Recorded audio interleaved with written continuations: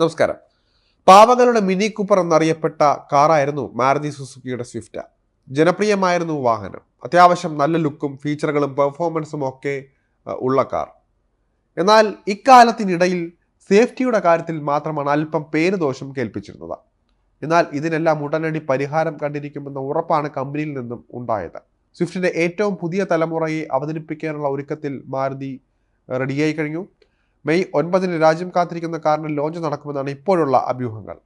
മാരുതി ഇക്കാര്യത്തിൽ ഔദ്യോഗികമായ സ്ഥിരീകരണം ഒന്നും തന്നെ നടത്തിയിട്ടില്ല എങ്കിലും അധികം വൈകാതെ തന്നെ ഇക്കാര്യത്തിൽ ഒരു തീരുമാനം ഉണ്ടായേക്കുമെന്നാണ് വിലയിരുത്തുന്നത്. ഔദ്യോഗിക ലോഞ്ചിന് മുൻപ് ഈ വരാനിരിക്കുന്ന ഹാച്ച് ബാക്കിൻ്റെ 4ാം തലമുറ ആവർത്തനത്തെക്കുറിച്ച് ചില വിശദാംശങ്ങൾ നമുക്ക് ഓൺലൈനിലൂടെ ലഭിച്ചിട്ടുണ്ട്.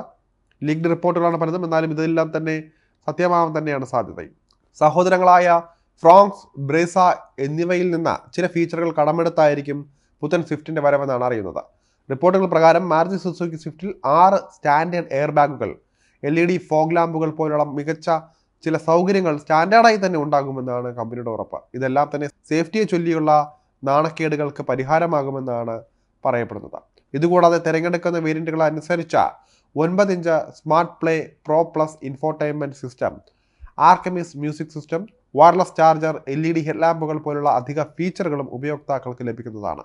കൂടാതെ automatic climate control, rear AC വെന്റുകൾ, type C charging port, 4 power വിൻഡോകൾ, അതുപോലെ തന്നെ ഉയരം ക്രമീകരിക്കാവുന്ന ഡ്രൈവർ സീറ്റ് എന്നീ സവിശേഷതകളും സ്വിഫ്റ്റിന്റെ പുതിയ പതിപ്പിൽ മാരുതി സുസുക്കി ഫ്രോങ്സിൽ നിന്നും കടമെടുക്കുമെന്നാണ് അറിയുന്നത്. 6 എയർ ബാഗുകൾ എന്ന സേഫ്റ്റി ഫീച്ചർ സ്റ്റാൻഡേർഡായി നൽകുന്ന മാരുതിയുടെ 2ാമത്തെ കാറായിരിക്കും എന്നതും പ്രത്യേകത തന്നെയാണ്. സ്വിഫ്റ്റിന്റെ റിയർ സസ്പെൻഷൻ ട്രാവൽ 26 മില്ലിമീറ്റർ വർദ്ധിപ്പിച്ചതായും വിവരമുണ്ട്. വിപണിയിൽ അടുത്തിടെ നടത്തിയ ക്രാഷ് ടെസ്റ്റിൽ സ്വിഫ്റ്റ് 4 സ്റ്റാർ റേറ്റിംഗും സ്വന്തമാക്കിയിരുന്നു. Adaptive cruise control, driver monitoring system, adaptive high beam supporting function എന്നീ സുരക്ഷാ സന്നാഹങ്ങളുടെ അഡാസ് വാഗ്ദാനം ചെയ്യുന്നതിനാലാണ് ഈ നേട്ടം കൈവരിക്കാൻ കാരണമായത്. പക്ഷേ ഇന്ത്യയിലെത്തുമ്പോൾ ചിലവ് ചുരുക്കാനായി മാരുതി അഡാസ് ഫീച്ചർ ഒഴിവാക്കുമെന്നാണ് അറിയുന്നത്. അന്താരാഷ്ട്ര തലത്തിൽ ലഭിക്കുന്ന CVT ട്രാൻസ്മിഷൻ ഓപ്ഷനും ഇതിന് നഷ്ടമാകും. പകരം 4ാം തലമുറയിലും AMT ഗിയർ ബോക്സ് ആയിരിക്കും ഓട്ടോമാറ്റിക് പ്രേമികൾക്കായി നൽകുക. മൊത്തത്തിൽ നോക്കുമ്പോൾ സേഫ്റ്റിയുടെ കാര്യത്തിൽ നിലവിലെ മോഡലിനേക്കാൾ മിടുക്കൻ തന്നെയായിരിക്കും വരാനിരിക്കുന്ന സ്വിഫ്റ്റ്. ഡിസൈൻ്റെ കാര്യത്തിൽ പുതിയ സ്വിഫ്റ്റിന് 1 ടൺ എക്സ്റ്റീരിയർ അപ്ഡേറ്റുകൾ നൽകിയിട്ടുണ്ട്. വളരെ മെലിഞ്ഞതും ആധുനിക രൂപത്തിലുമുള്ളതുമായ രൂപമാണ് ഹാച്ച് ബാക്കിന് ഇനി അങ്ങോട്ടുണ്ടാവുക. മുൻവശത്ത് പുതിയ Z ആകൃതിയിലുള്ള LED DRL, അതുപോലെ തന്നെ പുതിയ ഗ്ലോസ് ബ്ലാക്ക് ഹണികോം ഗ്രിൽ, പുതിയ bonnet, front bumper, diamond cut alloy വീലുകൾ, LED ടെയിൽ ലൈറ്റുകളും പുതിയ റിയർ ബമ്പർ എന്നിവയും ഡിസൈനിൽ പ്രതിഫലിക്കുന്ന മാറ്റങ്ങളാണ്.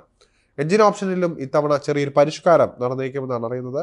സിറ്റി ഉപയോഗത്തിൽ മികച്ച മൈലേജും പെർഫോമൻസും കിട്ടുന്നതിനായി പ്രത്യേകം ട്യൂൺ ചെയ്തിരിക്കുന്ന 1.2 ലിറ്റർ 3 സിലിണ്ടർ നാച്ചുറലി ആസ്പിറേറ്റഡ് എഞ്ചിനാകും പുതിയ സ്വിഫ്റ്റിന് തുടിപ്പേകാൻ പോവുക. സ്ട്രോങ് ഹൈബ്രിഡ് കിട്ടുമെന്ന അഭ്യൂഹങ്ങൾ ഉണ്ടെങ്കിലും Z12E സീരീസ് എഞ്ചിന് മൈൽഡ് ഹൈബ്രിഡ് ടെക് ലഭിക്കുമെന്ന് മാരുതി സ്ഥിരീകരിച്ചിട്ടുണ്ട്. 5 speed manual, AMD gear box എന്നിവയുമായി ഘടിപ്പിച്ച 1.2 ലിറ്റർ നാച്ചുറലി ആസ്പിറേറ്റഡ് പെട്രോൾ എഞ്ചിന് 88 bhp കാര്യത്തിൽ പരമാവധി 113 Nm ടോർക്ക് വരെ ഉൽപ്പാദിപ്പിക്കാൻ ശേഷിക്കുണ്ട്. കൂടുതൽ മൈലേജ് വേണമെന്നുള്ളവർക്ക് ഫാക്ടറി ഫിറ്റഡ് CNG ഓപ്ഷനും വാഗ്ദാനം ചെയ്യുന്നുണ്ട് കമ്പനി. ഇതിൽ മാനുവൽ ട്രാൻസ്മിഷൻ മാത്രമാകും ഉണ്ടാവുക. എന്തായാലും വിലയുടെ കാര്യം കൂടി അറിയുമ്പോൾ സ്വിഫ്റ്റ് വാങ്ങാൻ ആളുകൾ ഇരച്ചെത്തുമെന്ന് തന്നെ പ്രതീക്ഷിക്കാം.